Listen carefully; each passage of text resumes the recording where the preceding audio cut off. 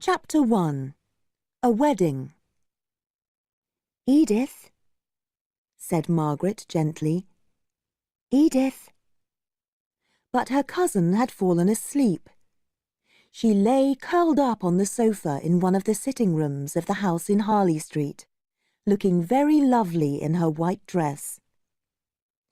The two girls had grown up together, but Edith was getting married in a few days, and it was only now, when she was going to lose her, that Margaret realized how beautiful and sweet her cousin was.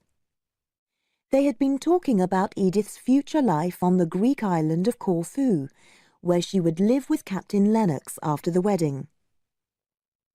But now she had fallen asleep, and Margaret, who had wanted to discuss her own future, had no one to talk to.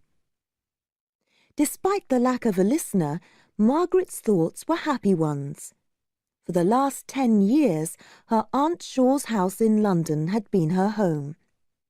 But soon she was going to return to the country vicarage where her parents lived, and where she had spent her holidays. She was looking forward to the change, although she regretted the separation from her aunt and cousin. She was thinking dreamily of the vicarage when Mrs. Shaw called out from the room next door. She had invited some neighbours to dinner, and the ladies were talking in the sitting room, while their husbands remained in the dining room. "Edith! Edith!" Margaret rose and went next door. "Edith is asleep, Aunt Shaw. Can I help?" All the ladies said, "Poor child," on receiving this news, and the little dog in Mrs. Shaw's arms began to bark excitedly. "Be quiet, Tiny, you naughty little girl. I wanted to ask Edith to bring down her Indian shawls. Would you mind fetching them, Margaret?" Margaret went up to the room at the top of the house where the shawls were kept. 9 years ago, when she had first arrived in Harley Street, this room had been her bedroom. She remembered her first meal up there, away from her father and aunt who were eating below. Margaret had always had her meals with her father and mother. The 18-year-old girl remembered how she had cried that first night, hiding her face under the bedclothes. Now she had learnt to love her bedroom, and she looked round regretfully, knowing that she was leaving it forever. She carried the shawls downstairs, and as Edith was still asleep, her aunt asked her to put them on. The long, heavy shawls looked better on Margaret, who was tall and stately, than they would have looked on Edith, who was much shorter. Mrs. Shaw was adjusting a shawl around Margaret's shoulders when the door opened, and Captain Lennox's brother, Mr. Henry Lennox, came in. Margaret looked at Mr. Lennox with a laughing face, certain that he would be amused by her situation. Almost immediately Edith appeared, shaking her pretty curls. She had 100 questions to ask Henry, but he soon came and sat next to Margaret, as she had known he would. Margaret's face lit up with an honest, open smile. Henry Lennox liked and disliked almost the same things that she did, and now she was certain to have a pleasant evening. "Well, I suppose you are all very busy indeed, with ladies' business, I mean, very different to my business, the law." "Indian shawls are very lovely." "And their prices are good, too. But is this not your last dinner party before the wedding on Thursday? You have been very busy recently." "Yes," replied Margaret. "I wonder if it is possible to have a quiet time before a wedding." "What would your wedding be like?" "Oh, I have never thought much about it. I would like it to be a fine summer morning, and to walk to church through shady trees. It is natural for me to think of Helston Church rather than a London one." "Tell me about Helston. Is it a village or a town?" Oh, I don't think you could call it a village. There is a church, with a few houses near it. Cottages, really, with roses growing all over them. It sounds like a village in a children's story. It is, replied Margaret eagerly. It's like a village in a poem. It sounds lovely. What is the vicarage like? Oh, please don't ask me to describe my home. It's much too difficult. Margaret, don't be cross with me. I'm not cross with you, said Margaret, looking directly at him with her large, soft eyes. Then tell me what you do there. How do you fill your day? I walk a lot. We have no horse, not even for father. Do you go to dances? Oh no, nothing like that. We don't have the money. I can see you won't tell me anything. Before the holiday ends, I think I will visit you and see what you really do there. I hope you will. Then you will see how beautiful Helston is. Tall, handsome Captain Lennox, who had just arrived, came over to greet his brother, with Edith smiling proudly by his side. The two men shook hands, and Mrs. Shaw welcomed the captain in her gentle way. Her husband had died many years ago, but she lived a very comfortable life. Lately she had been worrying about her health, and she started a conversation with the captain about the possibility of spending the winter in Italy, where it was warmer. Mr. Henry Lennox leaned against the wall, amused by the family scene. Unlike his brother, he was not handsome, but he had a clever, interesting face, and people liked him. He was enjoying watching the two cousins as they arranged the table for tea.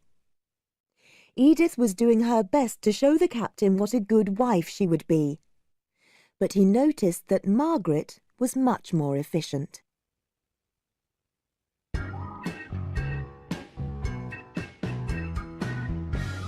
Chapter 2. Helston. It was the second half of July when Margaret returned home. The trees were a dark, shadowy green. The plants below caught the sunlight as it came through the leaves, and the weather was hot and still. Margaret took long walks with her father, taking pleasure in the sweet forest smells and the wild, free-living creatures that she saw there. This life, at least these walks, were just as Margaret had hoped. She loved her forest and had good friends there. She nursed their babies, read to the old people, and brought food to the sick. Her outdoor life was perfect.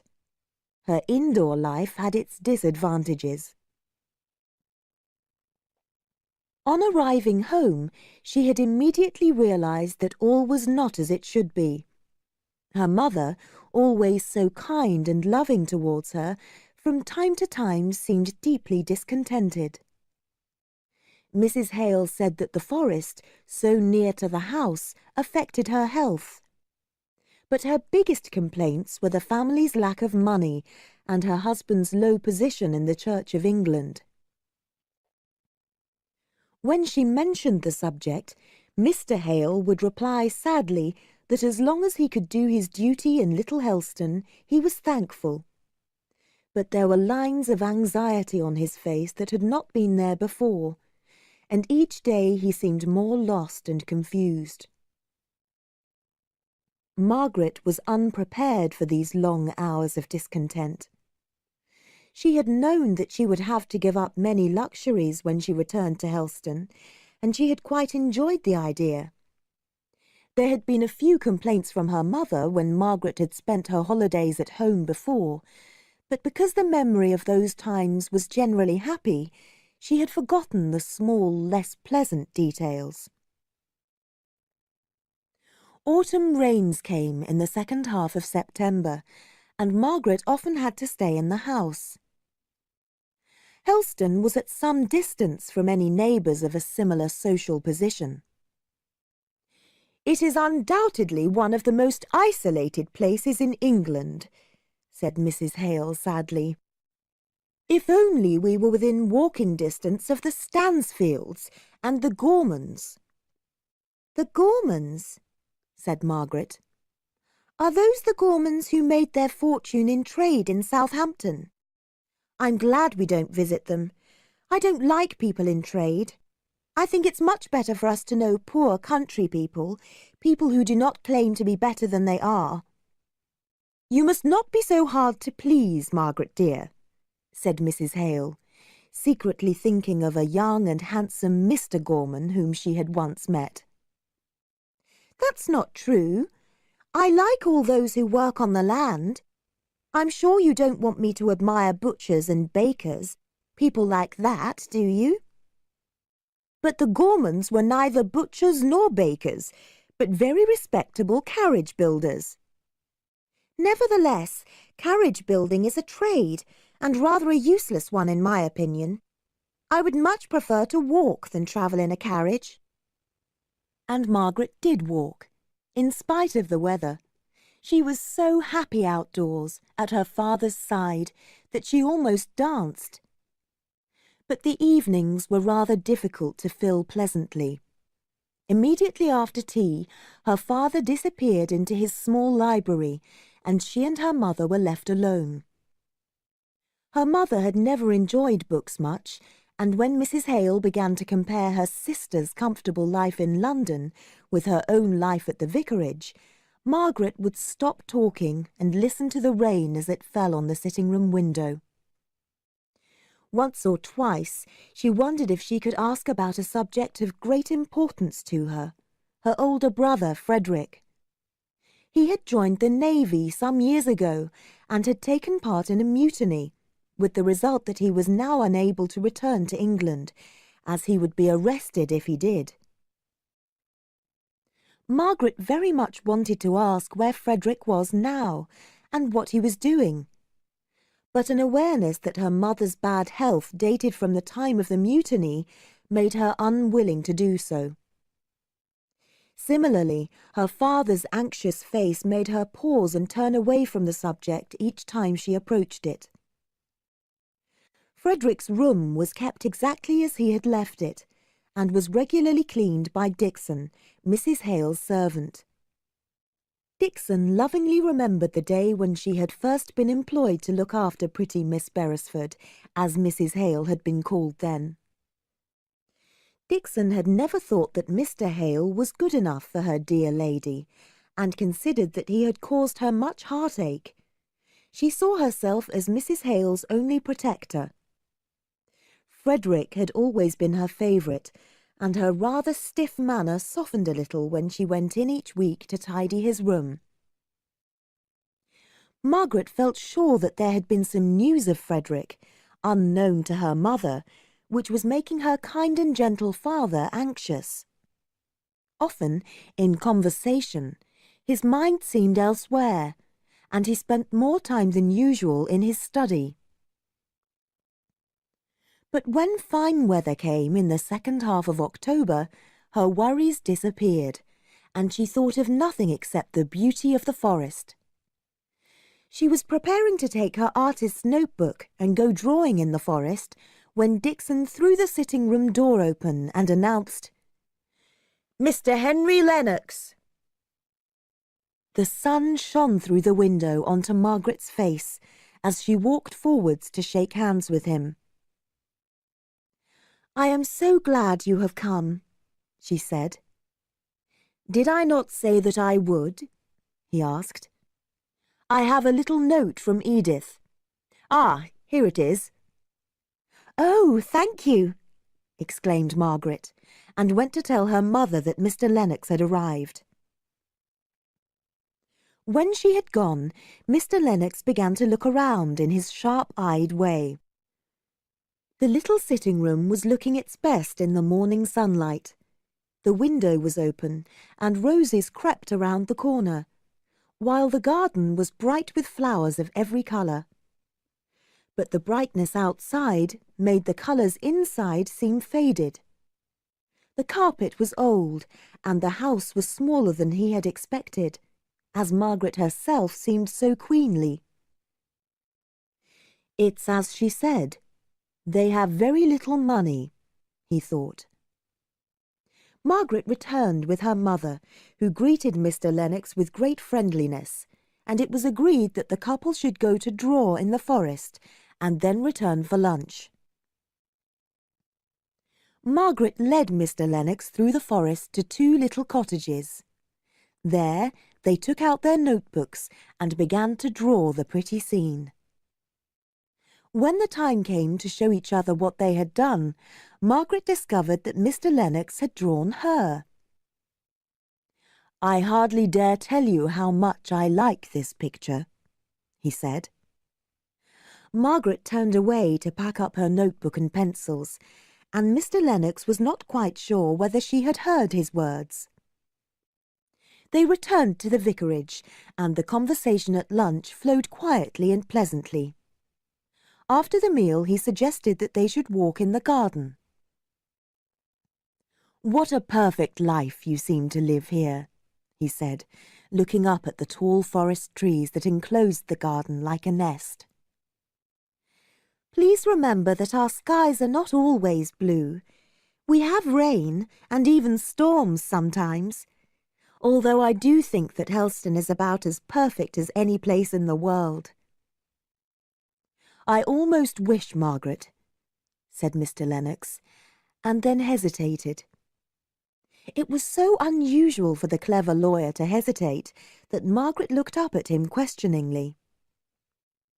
"Margaret," Mr. Lennox continued, taking her hand, "I wish you didn't like Helston so much, and that you missed your friends in London more, enough to make you listen more kindly to someone who is not wealthy, it is true, but who does love you, Margaret." Margaret made a strong effort to be calm, and then said, "I did not know that you cared for me in that way. I have always thought of you as a friend." "But may I hope that at some time you will think of me as a lover?" Margaret was silent for a minute or two, trying to discover the truth in her own heart before she replied. Then she said, "I have only ever thought of you as a friend. I am sure I could never think of you as anything else. Let us both forget that this conversation has taken place." Mr. Lennox paused before he replied. Then, in a colder voice, he said, "Of course, as this conversation is rather unpleasant to you, I will try to forget it." "You are upset," Margaret said sadly. "But how can I help it?" She looked so sad as she said this that he struggled for a moment with his real disappointment, and then said more cheerfully, but still with a little hardness in his voice, "I am not known to be a romantic man, and the only time that I allow myself to be so, I am rejected. It was madness to think that I, a poor lawyer, could hope to marry." The whole tone of these words annoyed Margaret, and reminded her of why she could not accept him, and it was fortunate that Mr. Hale appeared just then, and a lighter conversation began. Margaret said little, wondering when Mr. Lennox would go. He, too, was anxious to leave, but to save his self-respect began talking in a bored kind of way about his life in London. Mr. Hale was puzzled. This was not the man he had met in the city and at lunch that day. It was a relief to all of them when Mr. Lennox said that he needed to leave immediately in order to catch the 5 o'clock train. At the last moment, Henry Lennox's real self broke through. "Margaret, don't dislike me. I have a heart, though I pretend that I do not. I believe I love you more than ever, if I do not hate you, for the disdain on your face as you have listened to me during this last half-hour. Goodbye, Margaret. Margaret." He was gone. The house was locked up for the evening. Margaret sat alone by the fire in the sitting room, with unlit candles on the table behind her, thinking about the day. The happy walk, the drawing in the forest, the cheerful lunch, and the uncomfortable, miserable walk in the garden. She felt very unhappy that she had had to refuse him, but what else could she have done when moments after her refusal he had spoken as if success in life was the only thing that mattered to him? Oh dear, she could have loved him so much if only he had been different.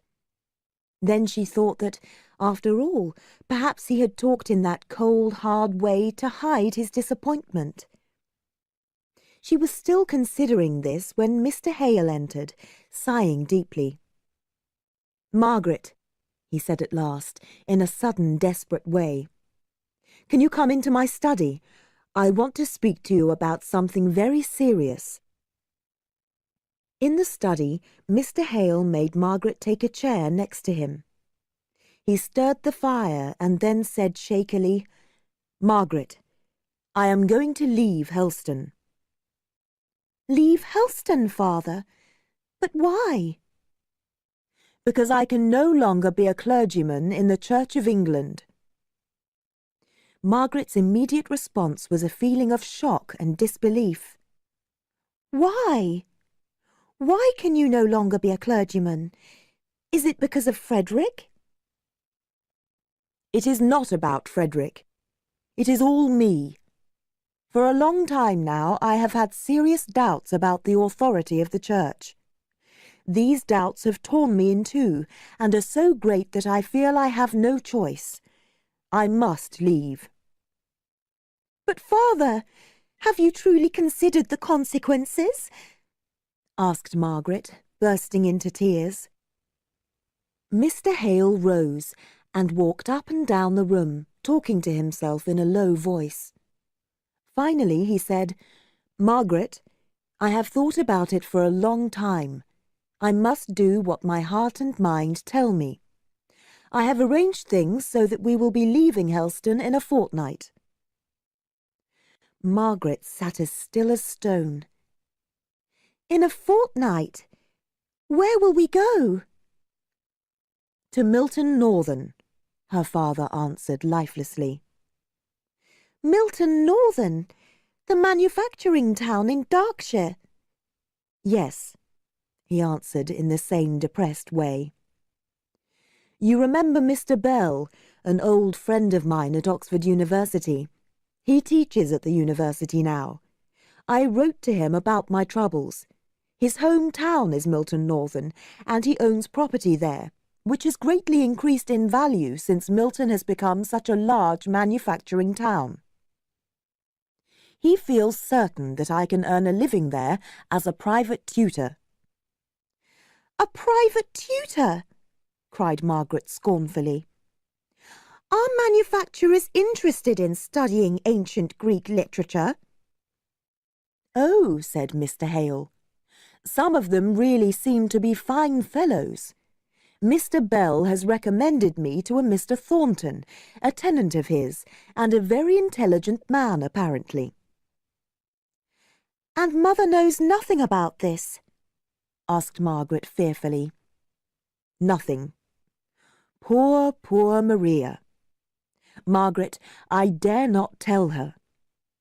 "No," said Margaret sadly. "I will do it."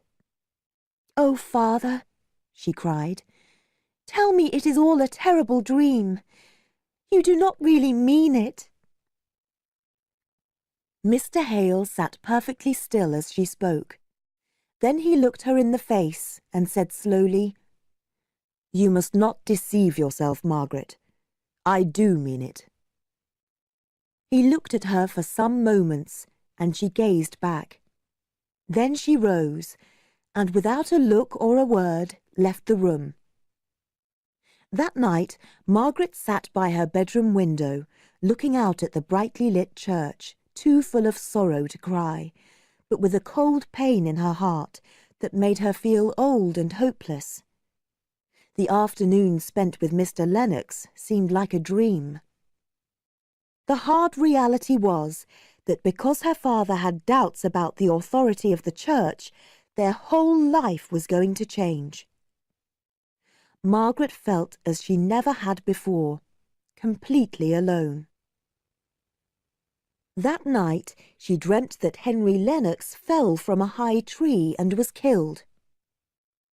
In the morning she woke feeling exhausted, and the awful reality came back to her. At breakfast, the fine autumn morning made Mrs. Hale feel particularly well, and she talked happily, planning visits to the villagers. Mr. Hale left, saying he would be out for the whole day. Unlike her father, who would have postponed telling the bad news as long as possible, Margaret took a deep breath and asked her mother to walk with her in the garden. There, Margaret told her about Mr. Hale's decisions and his plan to leave Helston. At first, her mother did not believe her. "He would surely have told me before this," she cried. But when Margaret insisted that they were going to leave Helston in a fortnight, her mother started to cry quietly, unable to bear the thought of living in a manufacturing town. "But think of the shame," she whispered. "Your father is going to leave the church. No one we know will want to know us." For the rest of that day, Margaret never left her mother. When evening came and Mr. Hale returned, his face grey and fearful, his wife threw herself on him and burst into tears, crying, "Oh, Richard, Richard, you should have told us sooner." On hearing this, Margaret left the room and ran up to her bedroom, where she cried bitterly for many hours. But heartbroken as she was, it immediately became clear that her parents were depending on her to make the necessary arrangements for the move to Milton Northern. Mr. Hale was so depressed that he was unable to make any decisions, while Mrs. Hale now became really ill and had to spend most of each day in bed. A fortnight was a very short time, and Margaret felt that a great weight had suddenly been thrown upon her shoulders. However, with Dixon's help, she began to plan the move.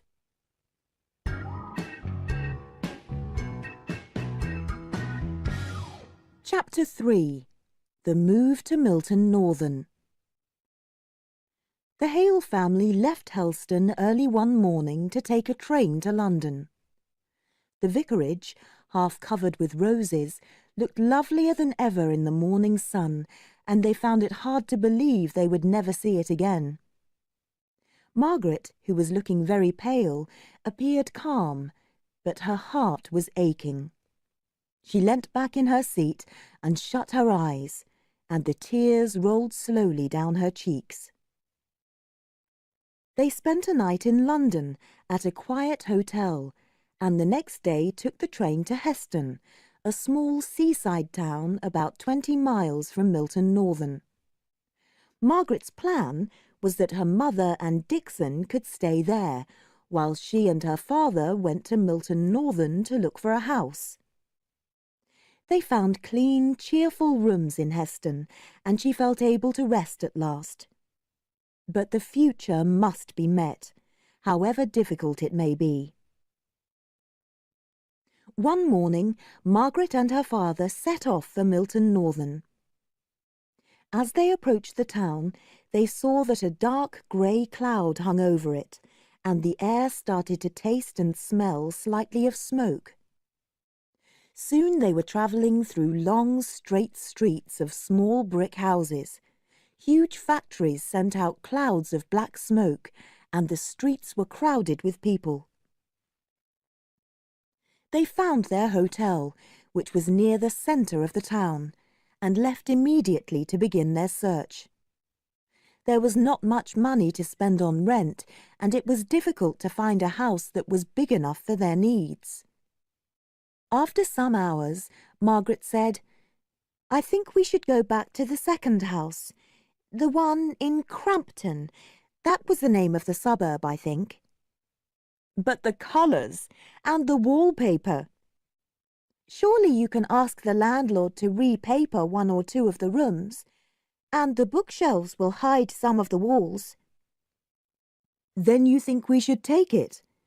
If you do, I will take you back to the hotel, and you can have lunch and rest while I visit the landlord.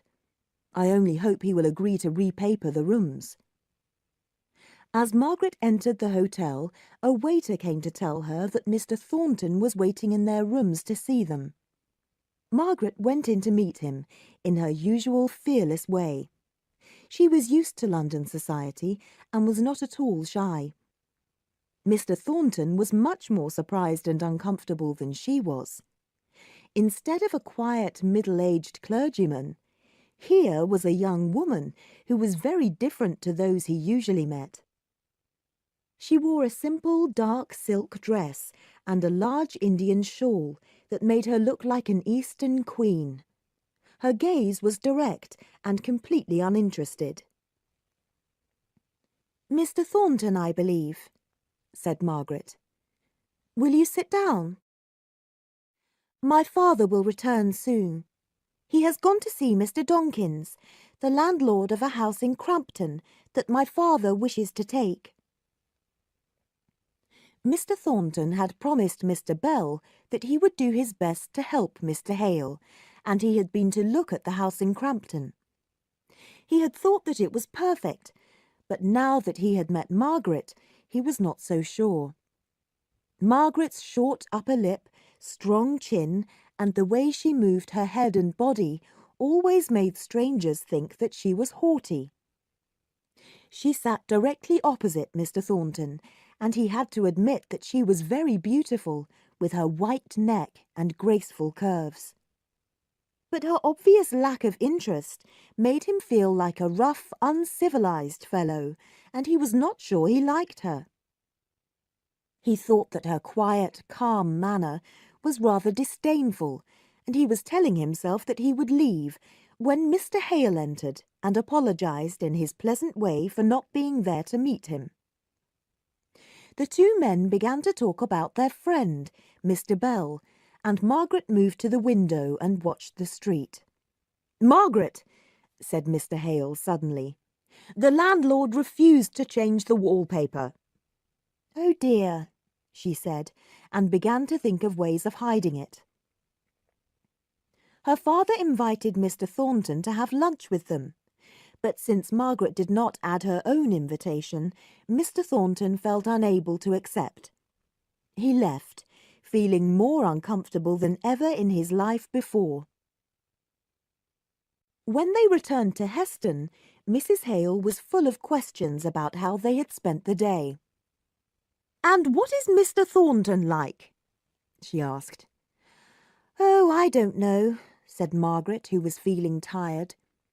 "He is a tall, broad-shouldered man of about 30, I think, with a face that is not ugly, but not handsome either. He is not quite a gentleman, but one would not expect that." "He is not a coarse man," said her father. "Oh, no," said Margaret.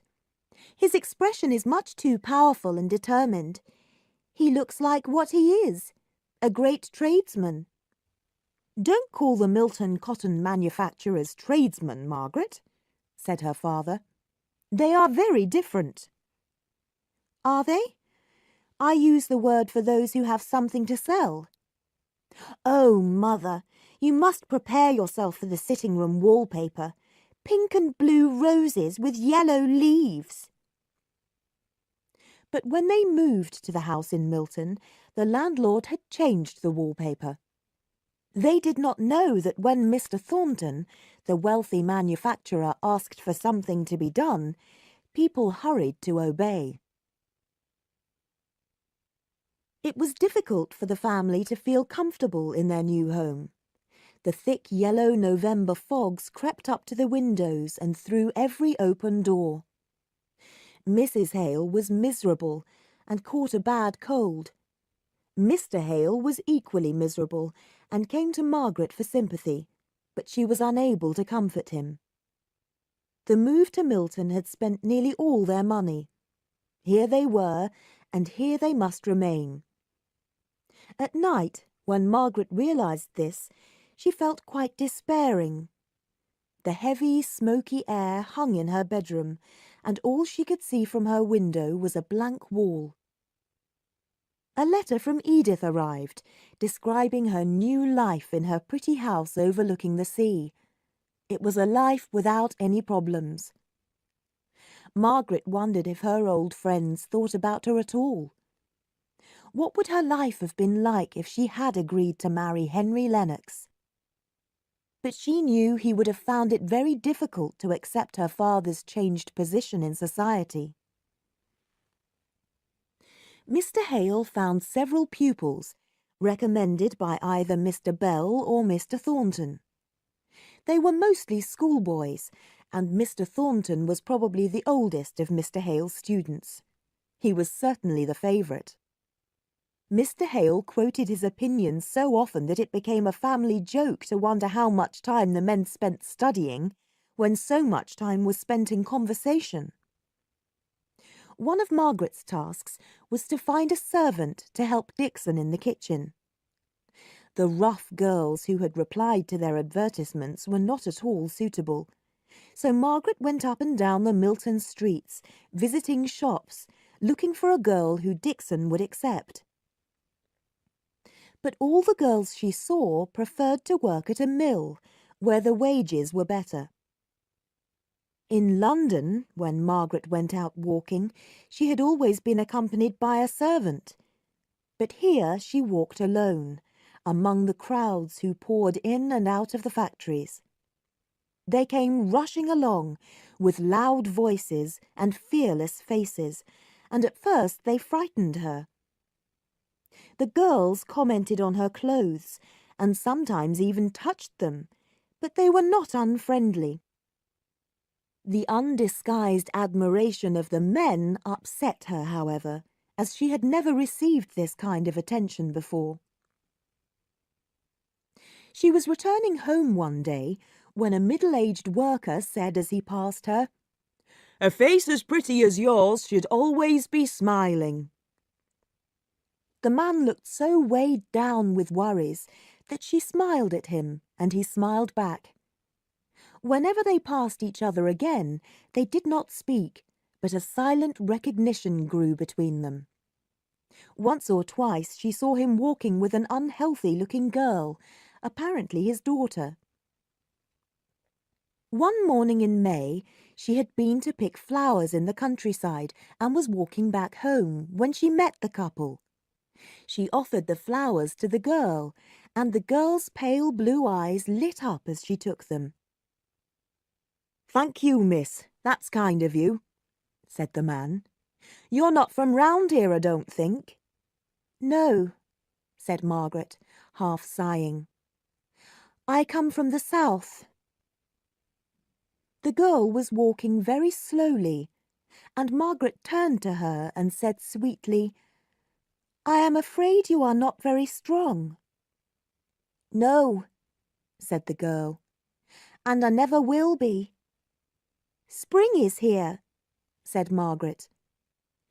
"It won't do me any good." "She's right, poor girl," said the man. Margaret felt shocked, but also interested. "Where do you live?" she asked. 9 Francis Street. "And your name? I must not forget that." "Nicholas Higgins. And she's called Bessie Higgins." "I would like to come and see you," said Margaret shyly. "I don't like strangers in my house," said the man. But seeing Margaret's expression, added, "You may come if you like." As the couple turned to go their own way, the girl said, "You won't forget to come and see us." "She'll come. I can see it in her face," said the father impatiently. "Come on, Bess. The mill bell is ringing." Margaret went home, thinking about her new friends, glad that she had found a human interest. From that day, Milton seemed a brighter place to her.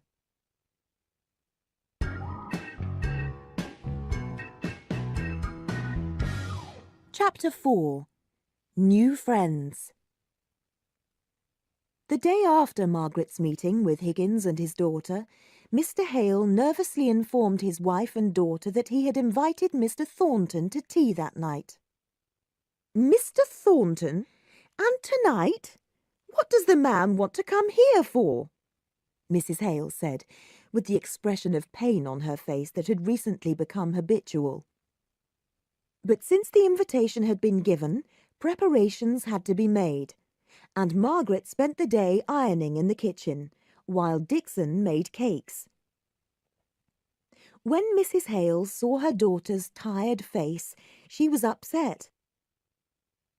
"If anyone had told me when I was Miss Beresford that a child of mine would have to work in the kitchen like a servant, preparing to entertain a tradesman—" "Oh, Mother," said Margaret, "I don't mind what kind of work I do if it's for you and Father. And poor Mr. Thornton can't help being a tradesman. With his education, I don't suppose he could do anything else." In Mr. Thornton's house, a similar yet different scene was taking place. A large-boned woman in her late 60s, with strong features and a severe expression, sat sewing in an expensively decorated dining room. She was busy mending a long tablecloth when her son entered the room. "John, I thought you were going to tea with that friend of Mr. Bell's." "I am, Mother. I've come home to change my clothes." "Change your clothes? Why should you put on your best clothes to have a cup of tea with an old clergyman?" "Mr. Hale is a gentleman, and his wife and daughter are ladies." "You have never mentioned his family before." "I have only met the daughter, and that was for half an hour." "Don't let her try to catch you, John. You're a rich man." Mr. Thornton frowned. "Mother, when I met her she treated me as if she was a queen and I was her servant. You need not worry." He left the room. "As if she was a queen and he was her servant?" Mrs. Thornton thought aloud. "Where could a woman find another man like John? He has the best heart I ever knew. I hate her." Mr. Thornton arrived at the Hales' house at exactly 7:30. Mr. Hale greeted him kindly and introduced him to his wife, whose pale face and tired manner suggested that she was not well. It was getting dark, and Margaret was lighting the lamp as he entered. Looking around the sitting room, the mill owner was impressed by its prettiness and style. Somehow, it was much more comfortable and attractive than any of the rooms in his own large house. Margaret was serving the tea, and her movements were so graceful that at first he could not take his eyes off her. But soon he and Mr. Hale began discussing a subject that interested them both: the relationship between the mill owners and the workers. Now it was Margaret's turn to watch Mr. Thornton and notice how different he was to her father.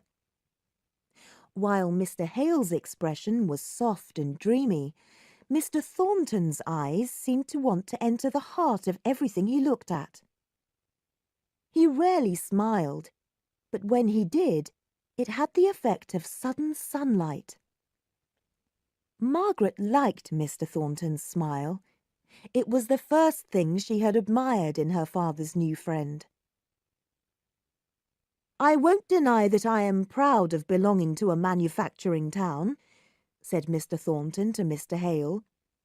"I would rather be a working man here than a rich man in the South, living a dull, lazy life."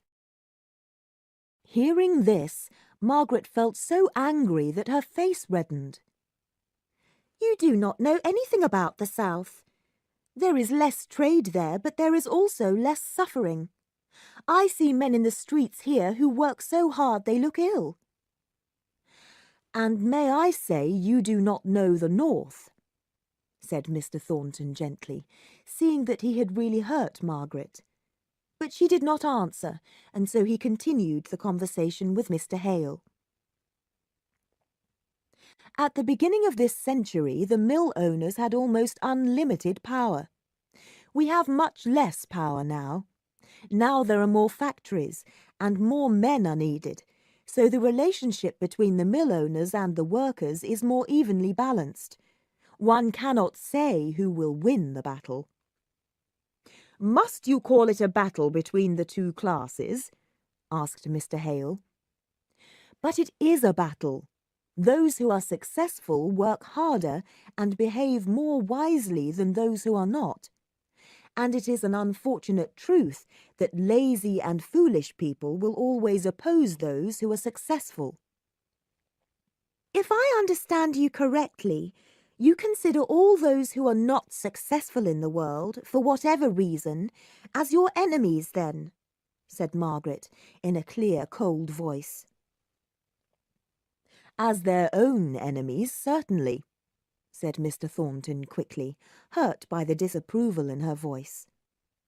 But he felt that he should explain his meaning more clearly.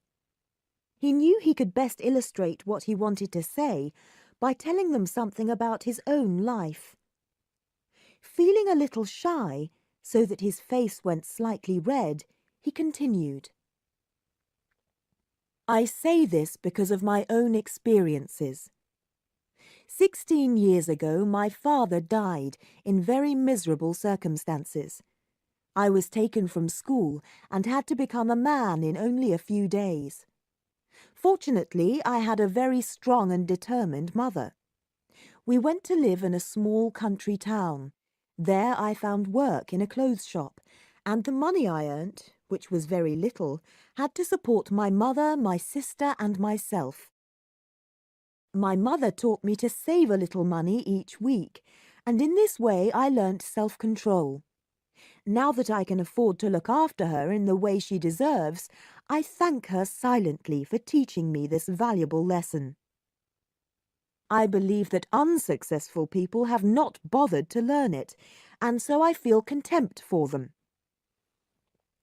Margaret did not reply to this speech, and soon Mr. Thornton got up to leave. He shook hands with Mr. and Mrs. Hale, then went towards Margaret to shake hands with her too, as was the custom in Milton. But it was not the custom in the South, and Margaret just bowed, although as soon as she saw the hand half extended, then quickly withdrawn, she was sorry she had not been aware of his intention. Mr. Thornton, however, did not realize this, and walked off angrily, telling himself that she was the proudest, most unpleasant girl he had ever met. Margaret, said Mr. Hale, after Mr. Thornton had left, I could not help watching your face when Mr. Thornton confessed that he had been a shop boy. I was aware of it, because Mr. Bell had told me, but I half expected you to get up and leave the room. Oh, father, do you really think I am so silly? I liked the story of his childhood more than anything else he said. Everything else disgusted me. He was so hard. He didn't seem to realize that other people may not have received the training his mother gave him, or that it was his duty to help the less fortunate. But I did like the way he spoke about himself so simply, and with such love and respect for his mother. I heard a lot about his early life from Mr. Bell before we came here, said Mr. Hale. And as he has told you part of it, I will tell you the rest. His father lost all his money and then killed himself. After his death, no one offered to help the family. Mr. Bell said they had very little to eat for years. But when the young man had made enough money, he visited all the people whom his father owed money to and began to pay them back. It was done very quietly, but finally he paid all his father's debts. It helped him that Mr. Bell, one of the people his father owed money to, invited him to work with him. "That was a very fine thing for Mr. Thornton to do," said Margaret. "It is such a pity, then, that wealth is the only thing that matters to him." She was getting up to leave the room as she said this, and just as she was opening the door, she said, "Father, I do think that Mr. Thornton is a very unusual man, but I don't like him at all." "And I do," said her father, laughing, "although I don't see him as a hero or anything like that. But good night, child. Your mother looks very tired tonight." Margaret had noticed her mother's unhealthy appearance in recent weeks, and it had made her anxious. Realizing from her father's remark that he had noticed it too, she felt even more fearful. There were good reasons to worry about her mother's health. Their life in Milton was so different from the way they had lived in Helston, where they had spent much of their time outside in the fresh country air. In Milton the air was heavy with factory smoke, and Mrs. Hale did not like going out much. And then there were the financial worries, and the difficulty in finding a servant. There were other signs that something was wrong. Margaret sometimes heard her mother and Dixon talking in low voices in the bedroom. Dixon would come out crying, which was the way she behaved when Mrs. Hale was very upset about something. Margaret suspected that her mother had some secret about her health that she was not telling her. That night she lay awake for hours, planning ways in which she could help. If she could find a servant to help Dixon with her duties, then Dixon could give her mother the attention she had been accustomed to all her life. Margaret spent the next few days looking for a servant, but without success. One afternoon she met Bessie Higgins in the street and stopped to talk to her. "Bessie, how are you? Better, I hope, now that it's warmer." "Better and not better, if you see what I mean." "Not exactly," said Margaret, smiling. "I'm not coughing, so I'm better in that way, but I'm tired of Milton, and I want to go to a better place." For a minute or two Margaret did not speak. Then she said in a low voice, "Bessie, do you really wish to die?" Bessie replied, "If you'd lived the life I've lived and been as sick as I have, then you'd be glad enough when the doctor said he feared you'd never see another winter." "Why, Bessie? What kind of a life have you had?" "If you'd come to my house when you said you would, I could maybe have told you." "I have been very busy," said Margaret quietly. "But may I go home with you now?" Seeing from Margaret's soft, friendly expression that she was sincere, Bessie said, "You may come if you want."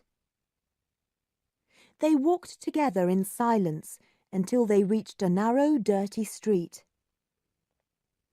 When they entered the house, Margaret saw that a girl younger than Bessie, but taller, was washing clothes in a rough, capable way, making a lot of noise as she did so.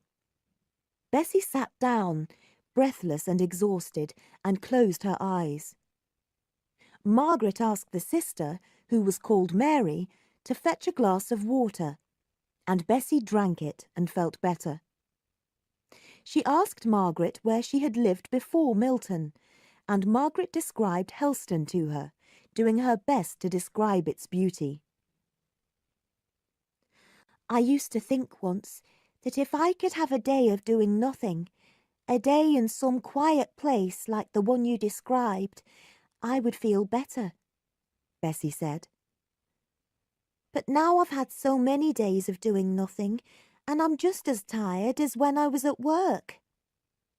I was well until Mother died, but soon after that I got sick. It was when I began to work in a part of the factory where the air was filled with white dust from the cotton. They say the dust gets into your lungs and you start coughing blood. But can't they do something about it? Asked Margaret, shocked. There's a great wheel they can use to blow away the dust, but it costs a lot of money. They didn't have one at our factory. How old are you? Asked Margaret. 19 in July. And I too am 19. Thinking of the contrast between them, Margaret could not speak for a moment. Then, seeing that Bessie was becoming even more tired, she said, I must go. I will come again as soon as I can, but if I don't come for a week or two, don't think I've forgotten you. I may be busy. I know you'll come again. But remember, in a week or two, I may be dead and buried. I'll come as soon as I can, said Margaret, holding Bessie's hand in hers for a moment. From that day, Mrs. Hale seemed to become more and more unwell. It was about 10 months now since Edith's marriage, and looking back, Margaret saw so many difficulties. But there had been moments of real pleasure, and it was a comfort to her that she and her mother were becoming closer at last. One evening, when Mr. Hale was away, Mrs. Hale began to talk about Frederick. She explained that he had taken the name of Dickinson so that he would not be recognised. She told Margaret to go to her desk and open a drawer, where she would find his letters. Margaret carried the yellow, sea-stained letters to her mother, who untied the string that held them together with trembling fingers. She gave them to Margaret to read, and at the same time told her the story of the mutiny, as she had learnt it from Frederick. Captain Reed, the captain of the Russell, Frederick's ship, had been a cruel man, who treated his men so badly that one of them had died. The men had mutinied and put Captain Reed off the Russell, sending him out in a boat with some of his officers. The boat had been found some days later by a West Indian ship. Frederick, who was one of the most senior officers, had been among those who had mutinied. Reporting the incident, the English newspapers had named him as one of those responsible for the mutiny, and said that he ought to be hung by the neck. "He fought in justice, and I am proud of him," said Mrs. Hale in a weak voice. "But I wish I could see him once more." "It is 7 years ago. Would they still hang him, Mother?" "Some of the sailors who mutinied were captured and tried in court. They were hanged. And the worst thing was that the court said that their superior officers had encouraged them to mutiny." The two women were silent for a long time. "And Frederick was in South America for several years?" "Yes. And now he is in Spain, somewhere near Cadiz. If he comes to England, he will be hanged. I shall never see his face again." Mrs. Hale turned her face to the wall and lay very still. Nothing could be said to comfort her. When her father came in, Margaret left the room, seeing no promise of brightness anywhere.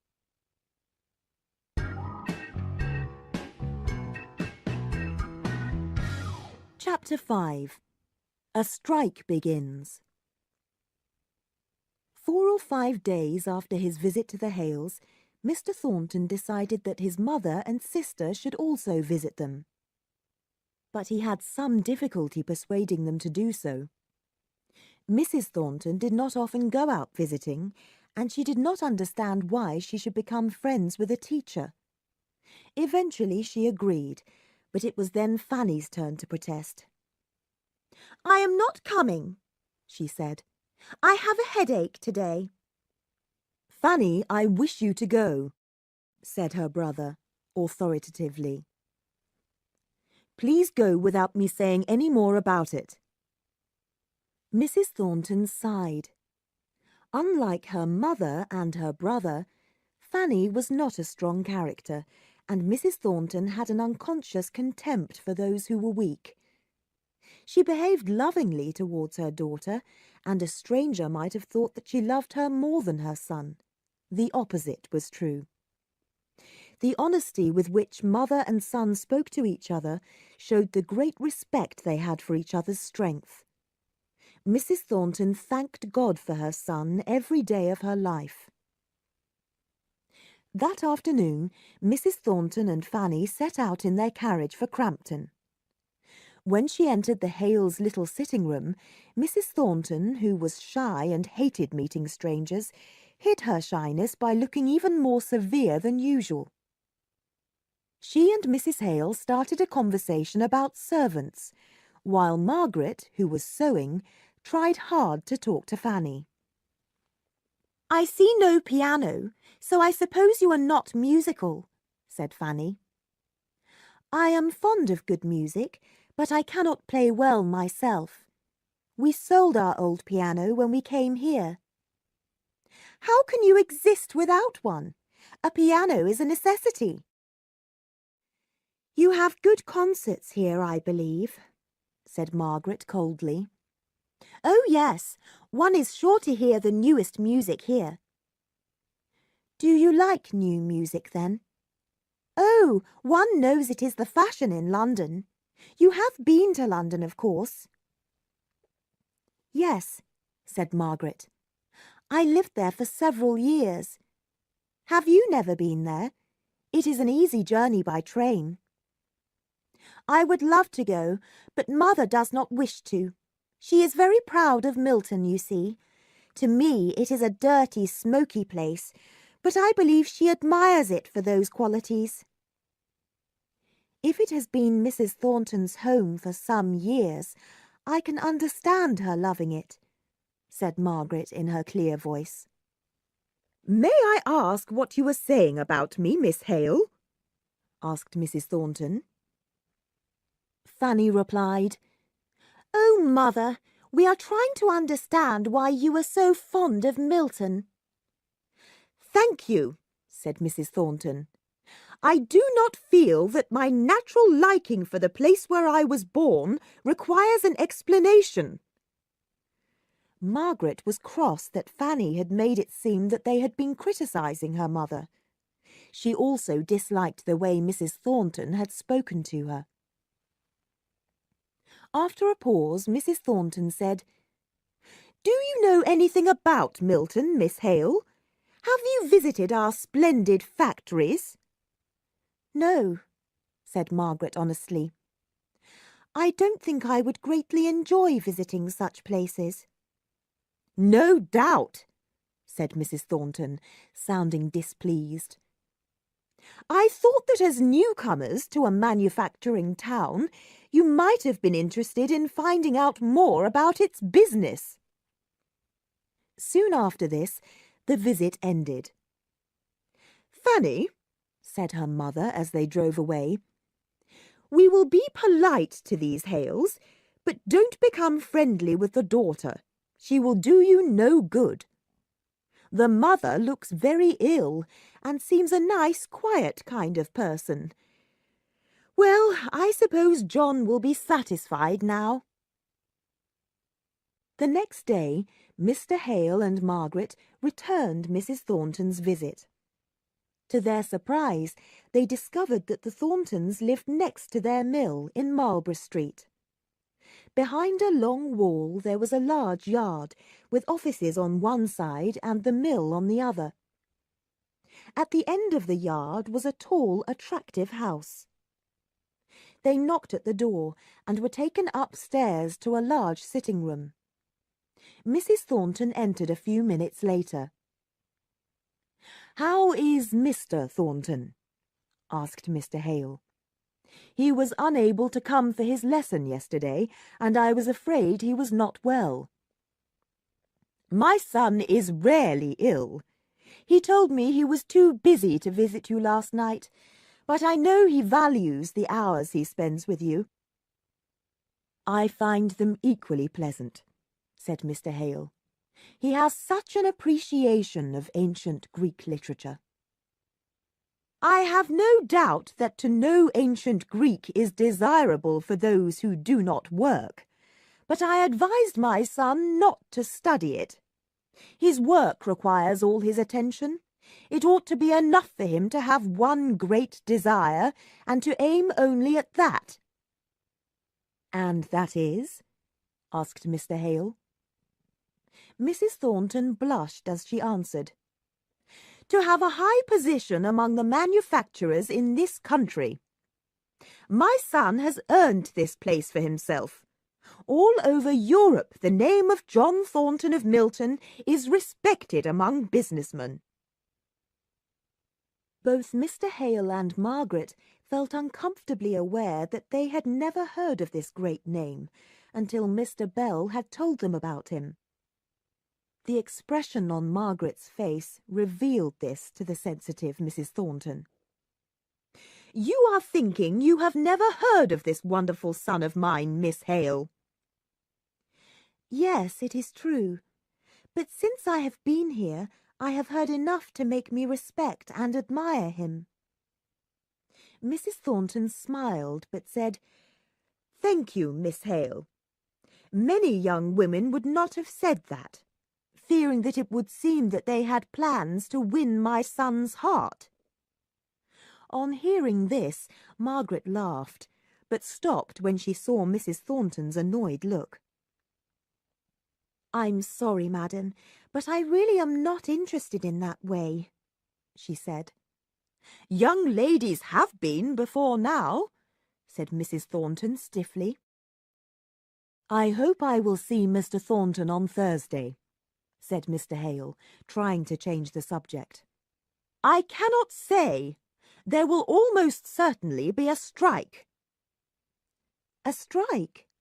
Why?" asked Margaret. "The workers want higher wages, I suppose," said Mr. Hale. "That is what they say, but the truth is they want to be more powerful than the mill owners. They strike every 5 or 6 years. But I believe that if the men do strike, the mill owners have some ideas that will teach them not to do it again in a hurry." That evening, Mr. Thornton came to see Mr. Hale. He was shown into the sitting-room, where Margaret was reading aloud to her father and mother. "I have come partly to bring a note from my mother, and partly to apologize for not coming for my lesson yesterday. The note contains the address you asked for." "Thank you," said Margaret quickly, holding out her hand to take the note. She did not want her mother to know that her father, who was becoming worried about his wife's health, had asked Mr. Thornton to give them the name of a good doctor. Mr. Thornton seemed to understand immediately, and gave her the note without another word of explanation. Mr. Hale began to talk about the strike. Mr. Thornton, looking angry, said, "Yes, the fools are going to strike. They think the cotton trade is as good as it was last year. They want better pay, but because we won't explain why we have refused their demand and tell them we may have to lower wages, they think we are trying to cheat them." "But why can't you explain your reasons?" asked Margaret. "Do you give your servants reasons for the way in which you spend your money? We manufacturers have a right to choose what we do with it." "What about the rights of the workers?" said Margaret quietly. "I'm sorry, I did not hear what you said." "I would rather not repeat it," she said. "I don't think you will understand." "Please try and explain," said Mr. Thornton, who really wanted to know what she had said. "I meant that the workers have rights too." Surely they deserve to know why you cannot pay them more. Mr. Thornton paused for a moment and then said, In my opinion, the workers are like children. I do not think we mill owners try to keep them like that. It is just the way they are. They need to be told what to do, and, like children, they do not need to be given reasons why.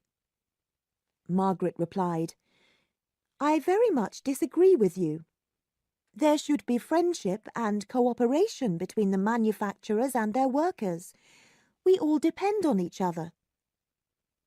The conversation continued, with neither side willing to change their position. Mr. Thornton got up to go. Margaret smiled at him, but did not put out her hand, and again as he left he told himself that she was unpleasantly proud. That night, as the Thorntons sat in their sitting room, Mrs. Thornton asked her son what he had done that day. On hearing that he had visited the Hales, Fanny said, Are they really so different to most people one meets? Her words annoyed her brother, but he did not reply. They do not seem unusual to me, said Mrs. Thornton. He appears a good kind of man, not clever enough to be in trade. The wife sees herself as a lady. The girl is the one who puzzles me. She seems to have great self-importance, and I can't understand why. They're not rich, and from what I understand, they never have been. And she can't even play the piano, Mother, said Fanny. Go on, Fanny. What else does she need to bring her up to your standard? Said Mr. Thornton, who was walking up and down the sitting room. Then he stopped and said bravely, Mother, I want you to like Miss Hale. Why? She asked, surprised. You're not thinking of marrying her? A girl without any money? She would never have me, he answered with a short laugh. From what she told me, I don't think she would, said his mother. Her opinion of herself is far too high to think of you. If these words hurt her son, the fading evening light hid the expression on his face, and in a minute he said cheerfully, Well, I'm sure of that too, and have no intention of asking her to be my wife. But I see trouble for that girl. Her mother is very ill, and I would like you to be a friend to her, in case she needs one. I cannot forgive her pride, said his mother, but because you ask me, John, I will be her friend, if she needs it. I am so tired of this subject, said Fanny. Well, said her brother rather bitterly, shall we talk about the strike then? The men at Hampers Mill are going to strike tomorrow. Mine will strike next week. You are going to have difficulty completing your business orders, said Mrs. Thornton, looking worried. Can you get workers from Ireland? Yes, I can, and I will if the strike goes on too long, but it will make our workers very angry. He continued walking up and down the room, not speaking, but taking deep breaths from time to time. Fanny started chatting to her mother, and at 10 o'clock the family said good night. Mr. Thornton remained in the room, anxiously considering his position. Because of the strike, all his business plans were in confusion. The workers seemed to him to be completely mad. I can give them a fortnight, no more. If they haven't understood the situation by then, I'll be forced to get workers from Ireland, he thought. In the second week of the strike, Margaret went to visit Bessie. When she arrived, Nicholas Higgins and his daughter were sitting by the fire. Nicholas, who was smoking a pipe, stood up, pushing his chair towards Margaret. She sat down and inquired about Bessie's health. She's upset about the strike. She doesn't like it. This is the third strike I've seen, said Bessie, sighing. We'll win this time, you can be sure of that, said Nicholas. Why are you striking? Asked Margaret. There are 5 or 6 mill owners who want to pay us less than we get now, replied Nicholas. And we won't agree. We'll die first. But don't think I'm striking just for myself. There are only 3 in my family, but John Boucher next door has a sick wife and 6 children. He can't manage with the wages he has now from the mill. How is he going to live on less?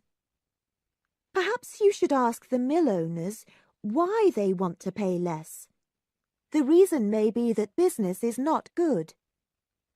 I don't believe that, said Nicholas angrily. The mill owners will say anything. They use us so that they can get rich. But this time they'll have to give in. They've got a lot of business orders and they need us to do the work. Bessie sighed heavily when she heard this, and Margaret said, You don't like all this struggling and fighting, do you? No, said Bessie. I'm tired of it all this shouting and talk of work and wages. Oh, the tobacco smoke makes me feel ill. Then I'll never smoke in the house again, said her father gently. But why didn't you tell me before? Receiving no answer, he went outside to finish his pipe, and Bessie said in a low voice, He needs his pipe. It's one of the few comforts he has. His work is so hard and boring, and when a strike begins, everyone's so hopeful at first. And then it goes on, and people get angry and depressed. Maybe you're exaggerating because you're not well, said Margaret. No, I'm not exaggerating. People have been coming to see us, and they all say how much they hate the mill owners. I've seen women crying because they have no money to buy food, and their children are so hungry they can't sleep at night. You're looking more and more feverish, Bessie, and your hand is so hot. Margaret found some water, wet her handkerchief, and laid it on Bessie's forehead. I must go, she said, but I'll come back soon. You're not like anyone I've ever known. I don't know what to think of you. I don't know what to think of myself. Goodbye. Bessie watched her as she walked out of the house. I wonder if there are many people like her down south. She's so strong and bright. But will she stay like that, I wonder?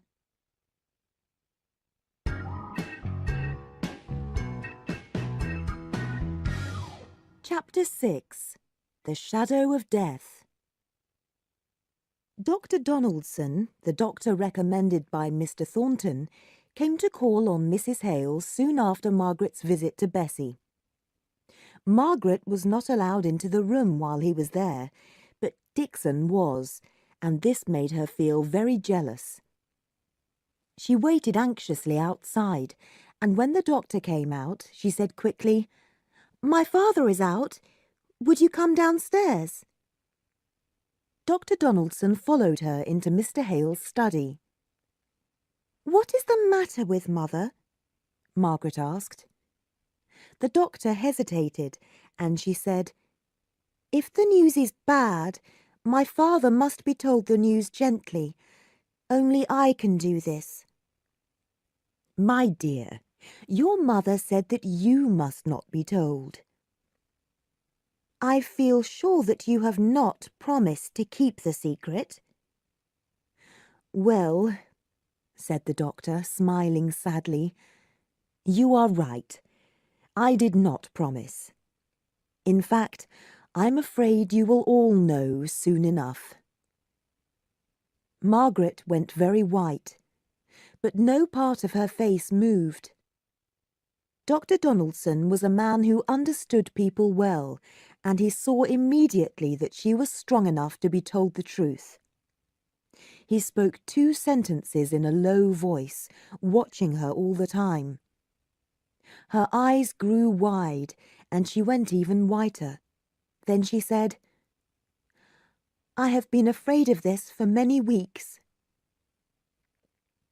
She began to cry, but a few moments later the tears stopped. "Will my mother suffer much?" she asked. He shook his head. "I can't say, but the latest discoveries of medical science can help a lot." "My father," she said, trembling all over. "He must not be told the truth yet, not all at once. It would kill him." "I do not know Mr. Hale, so it is difficult to give advice, but I will visit often, and your father will be a little more prepared for the truth. And when I come again, it will be as a friend." Margaret was crying so much that she could not speak, but she shook the doctor's hand as he left. "That's a fine girl," thought Dr. Donaldson as he sat in his carriage. "What a queen she is! The way she threw her head back, forcing me to tell her the truth. If I were 30 years younger, I would have fallen in love with her." Meanwhile, Margaret sat in her father's study, trying to find some strength. After some minutes, she ran upstairs. Her mother was lying in an armchair, looking quite peaceful. "Margaret, how strange you look. What is the matter?" Suddenly guessing the truth, Mrs. Hale said, "Dr. Donaldson hasn't been talking to you, has he, child?" "Oh, yes, Mother, he did. I made him." Margaret knelt by her mother's side and started to cry and kiss her hand. "Oh, Mother, let me be your nurse. It will be such a comfort to me." "My poor child, Dixon and I thought you should not know." "Dixon thought?" said Margaret scornfully. "I am your daughter, Mother. I only want to be near you. In Harley Street I used to cry in bed at night, thinking you would forget me. And I used to wonder, what will Margaret think of our little cottage after her luxurious life with Aunt Shaw?" "Oh, Mother, how can you say that? I loved Helston so much." "I shall never see Helston again." "But Margaret, Frederick—" Mrs. Hale started sobbing. "Frederick, Frederick, come to me. I am dying. Come to me." Dixon came running in, and they lifted Mrs. Hale into her bed. Margaret sat with her until she fell asleep. Then the 2 women went into the sitting room to talk. "Look what you've done to your mother, and now I suppose you'll tell your father," Dixon said angrily. "No, Dixon," said Margaret sorrowfully. "I won't tell him. He would be too upset." And she burst into tears. "Miss Margaret, my dear, I've had to keep this secret for so long, and your mother's the person I love most in the world." "Oh, Dixon," said Margaret, "I've been cross with you so often, not realizing what a terrible burden you were carrying." "You dear child. Now, you go out for a long walk and you'll feel better. I'll look after your mother." "I will." Margaret gave Dixon a kiss and left the room. Dixon watched her as she walked down the street. "She's as sweet as a nut, that girl. There are 3 people I love, her mother, Frederick, and her. Her father's always been too busy thinking and reading to look after my lady properly. And look what's happened to him. Poor child. Her clothes look old. In Helston she didn't need to mend her socks or clean her gloves. And now... When Mr. Hale came home several hours later, he inquired anxiously about Dr. Donaldson's visit. Margaret told him that the doctor did not think her mother was seriously ill at present, but that he felt she needed care. He had given her some medicine and would visit frequently. Mr. Hale's nervous reaction showed that he realized that his wife might be in danger. All that evening, he kept going into his wife's bedroom to see if she was still asleep. Finally, he came back, looking comforted. "She's awake now, Margaret. She has asked for a cup of tea." During the next week, Mrs. Hale's health improved, and the family began to hope that she would recover. But in the streets outside there was an atmosphere of gloom and discontent. Mr. Hale knew several workers and was depressed by their stories of hunger and suffering. When Mr. Thornton next came to visit, Mr. Hale told him these stories. The mill owner explained that in business, profits depended to some extent on the country's economy. When times were difficult, some manufacturers would lose their businesses, and their workers would lose their jobs as a result. He spoke without emotion, seeming to feel that neither the employer nor the workers had a right to complain. Mr. Thornton's coldness shocked Margaret. How could he talk as if trade was the only thing that mattered? When he had arrived that afternoon, he had offered to help her mother in any way he could.